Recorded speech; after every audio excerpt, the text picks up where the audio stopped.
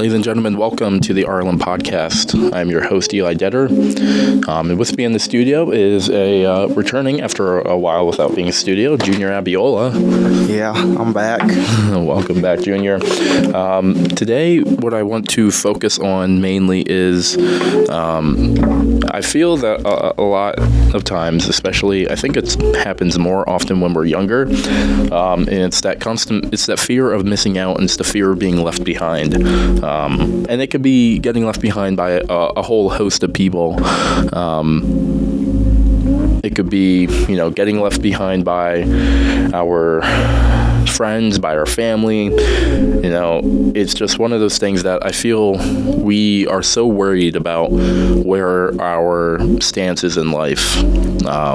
If we're in a group of friends, I feel as we're all constantly trying to, be in that area in that friend group where we know, hey, we're not going to get left behind. Hey, we're in a good position. Yeah. We're always going to be right next to our friends. And I feel that's not always the case, because it's kind of hard to possibly know that you're always going to be with them. Because the reality is you won't be. The reality is at some point you're going to get split up, whether it's because of your career choices or because it's your job or whatever.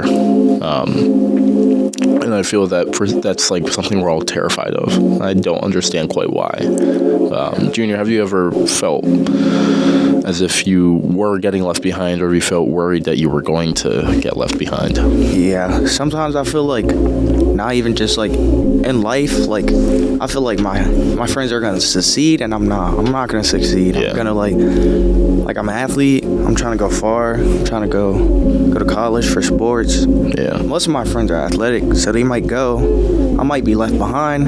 Never know, they could be a freak athlete, go out there, be one of the best of the best, and they won't know me no more. And yeah. I won't know them. Yeah. They won't know me. I think that, again, I think personally that's something that we're almost overthinking. Just that, I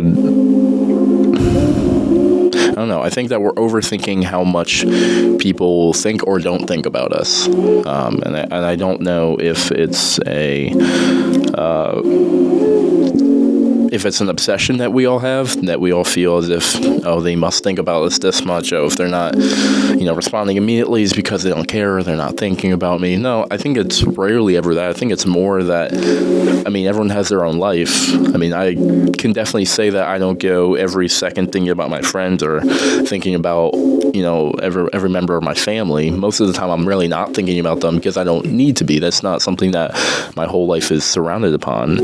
And I think that once we realize, hey, we might be an important part of people's lives, but it doesn't mean we're the most important part of their life. Yeah. I think even for married couples, I bet most of their day is not thinking about their husband or their wife. It's thinking about their life, thinking about their job, or thinking about their duties that they have to take care of. But I don't think it's the quantity of how much you think of people. I think it's the quality of what you think of people. Yeah, I feel like, you have to equal it out. You have to like care. You have to think about other people, but you also have to think about like what's good for you. Right. Think about you too. Me, I'm a person that thinks about others before myself. So like, if I get like some sort of reaction, like someone's not, like I could take a simple, I say hi and you respond with like, hey, I'm thinking, they don't want to talk. Right. Because of reaction. So like, I'm a person that like, if you're not like matching how I feel, so I'm gonna think, they don't care. Right. They could be going through something. Right. I don't know that, but I just think of worse. Right. And I could think about best. And I think that's normal that we assume, maybe they're not thinking about us the way we're thinking about them. Maybe they don't care nearly about as much of us as we do about them. Yeah. But I don't think that's the reality. I think, again, they're, like you said, they could be going through stuff of their own, and it's not quite fair for us to just assume that they're, that they don't like us, or they're, upset or whatever.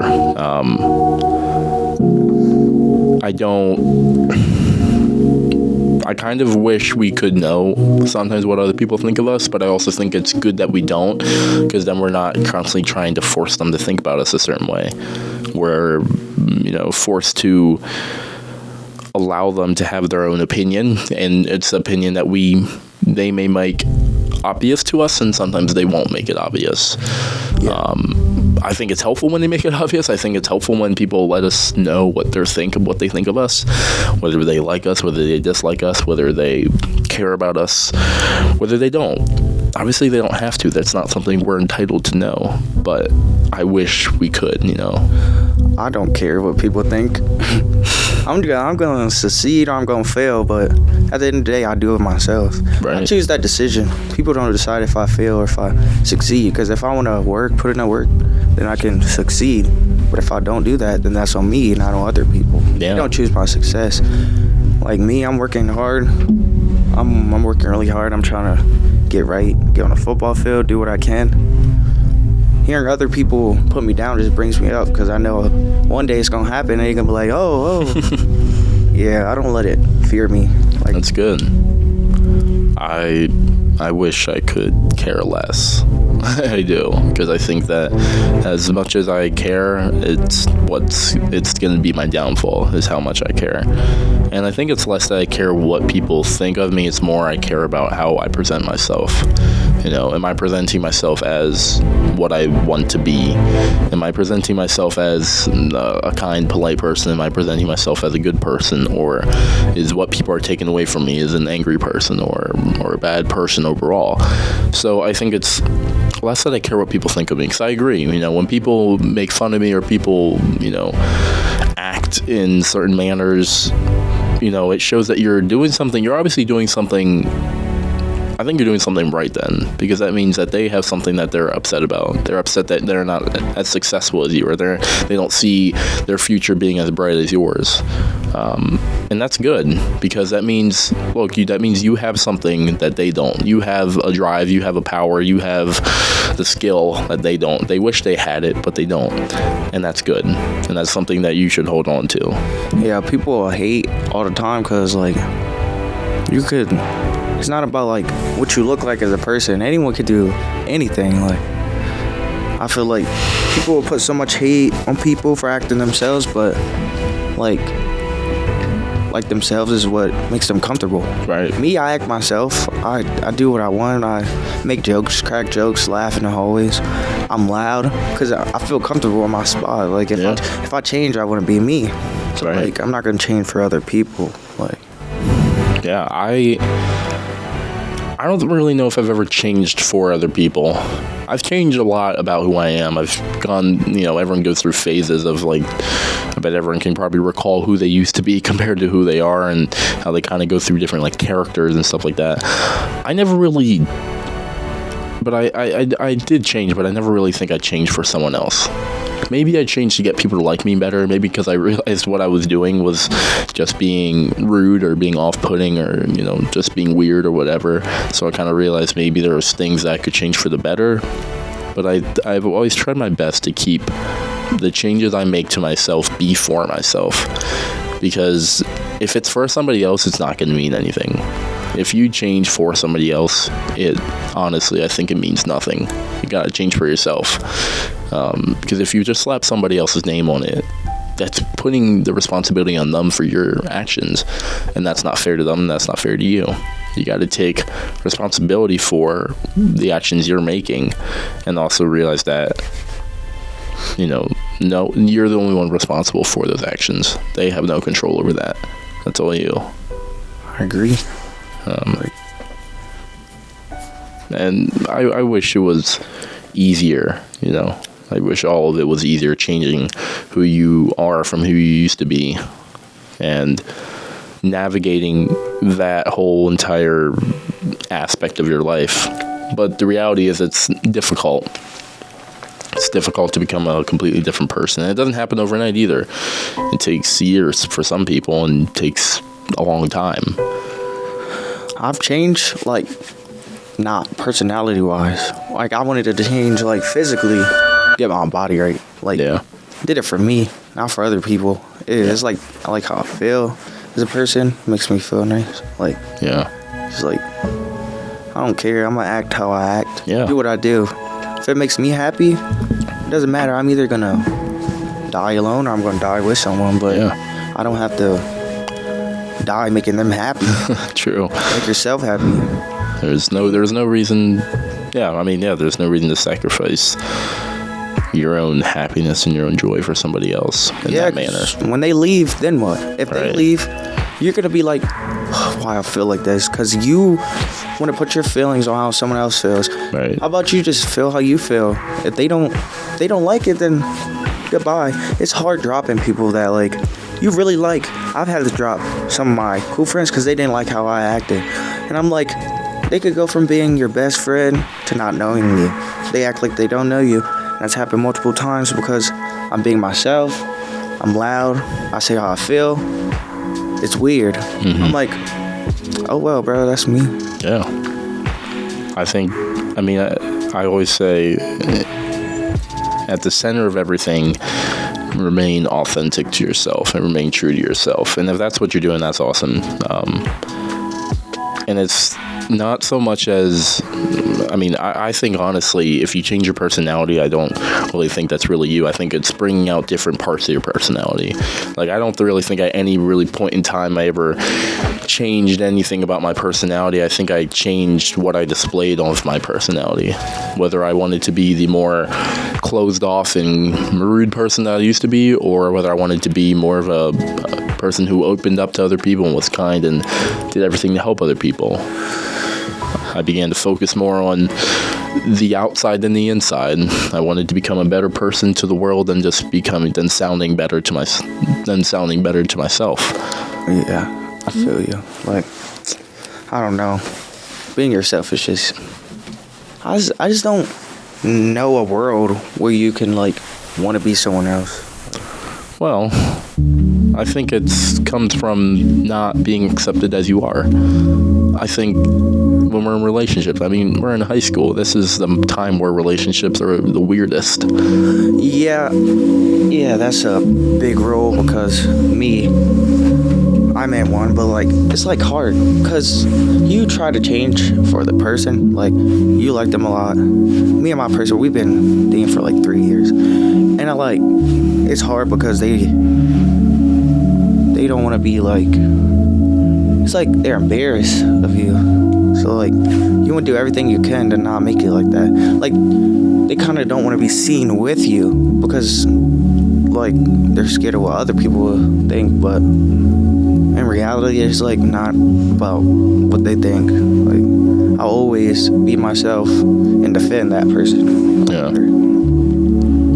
I think relationships are where that all this stuff stems from. I think that's where people learn. It's where people find out who the real people in their life are. Whether it's the people that are kind of like, I don't know. Like I said, that I think it all comes from whether you are accepted as you are in your relationships. Whether your parents accept you as you are, whether your siblings or friends accept you as you are. I think that's what decides this mindset of whether or not you need to change. And again, I think you can't change for the other person. If you change for the other person, you're changing to try and make yourself better for some reason, and I don't think you need to. I think you need to look at yourself and realize, is the change something that she wants or he wants, or is it something that I want?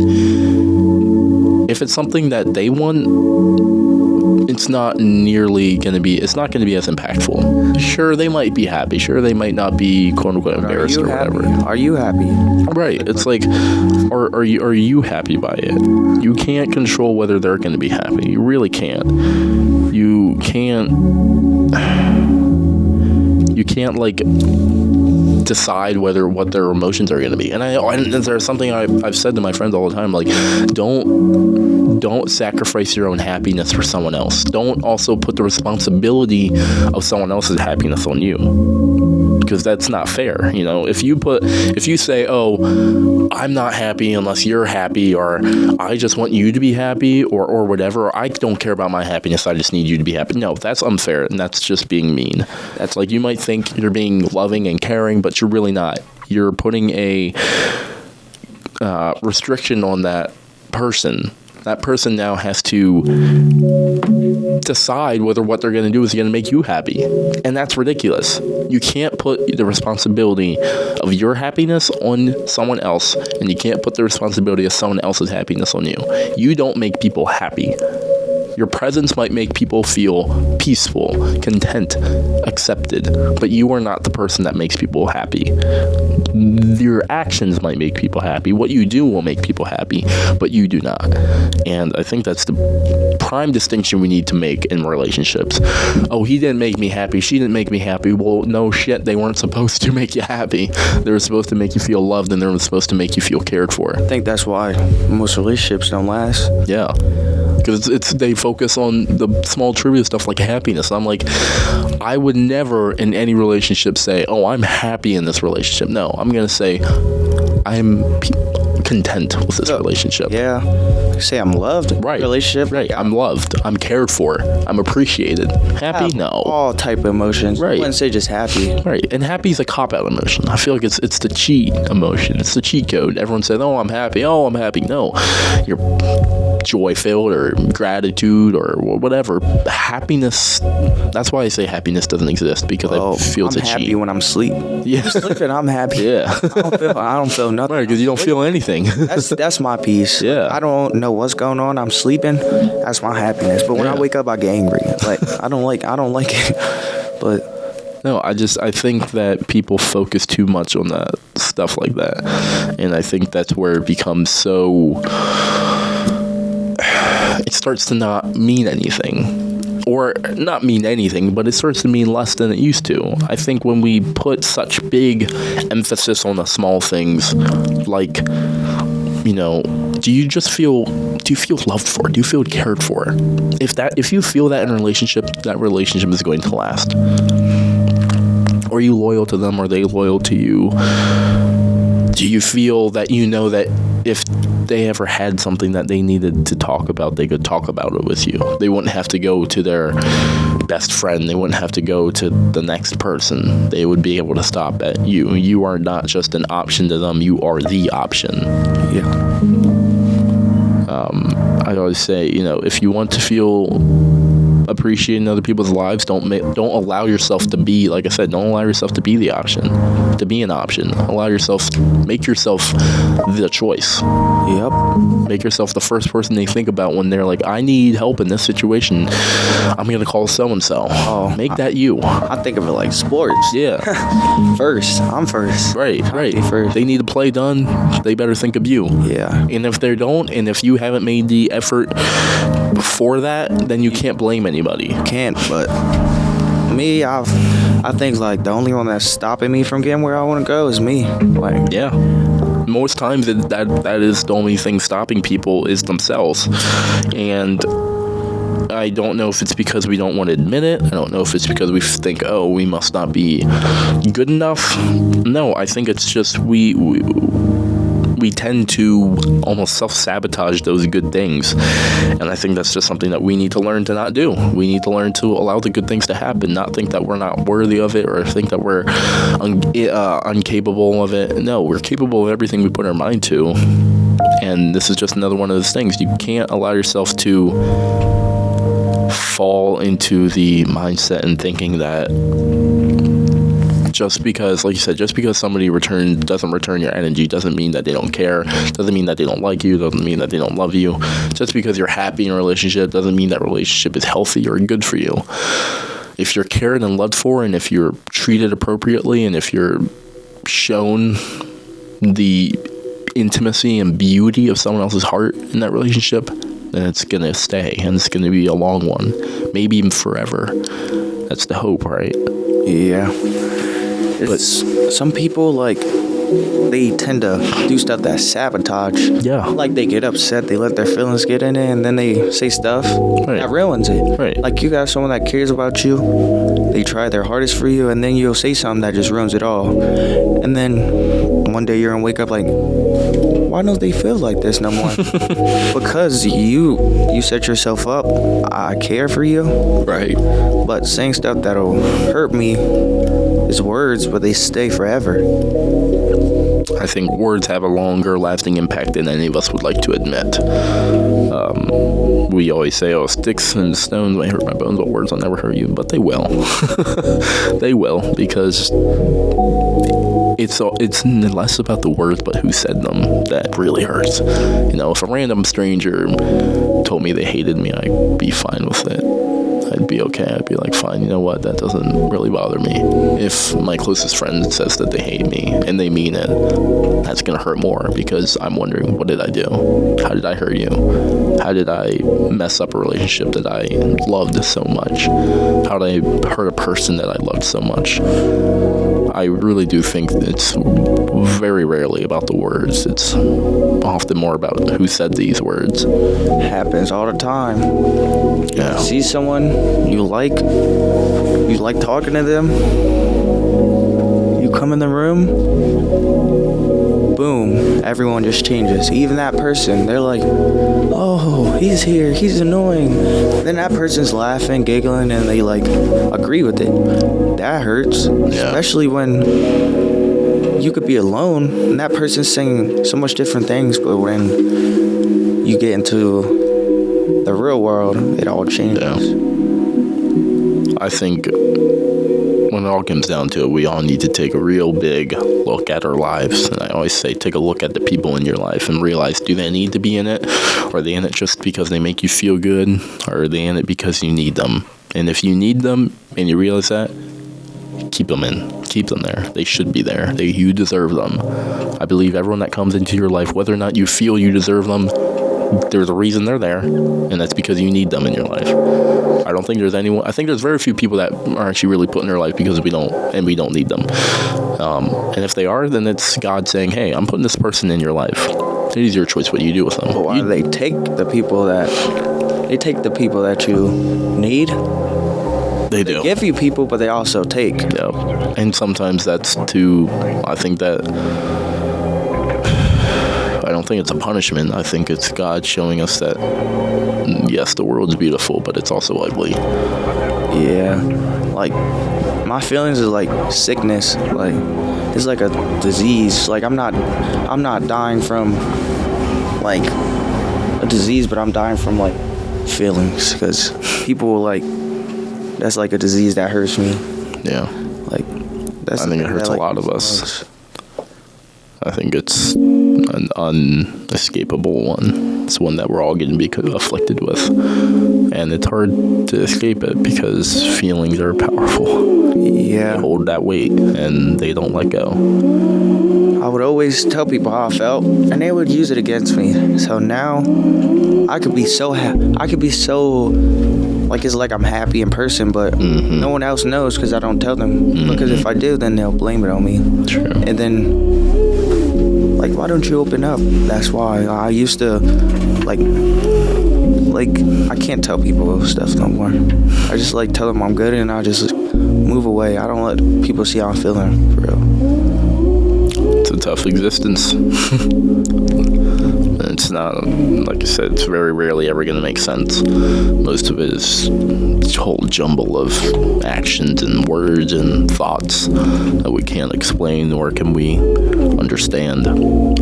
But I think the beauty of it is that we have people in this world that we will find one day that will listen, and that we can just sit down and be like, I have a story for you. And when we find those people, we know we've made it. And we know that everybody else is, we didn't need them, really.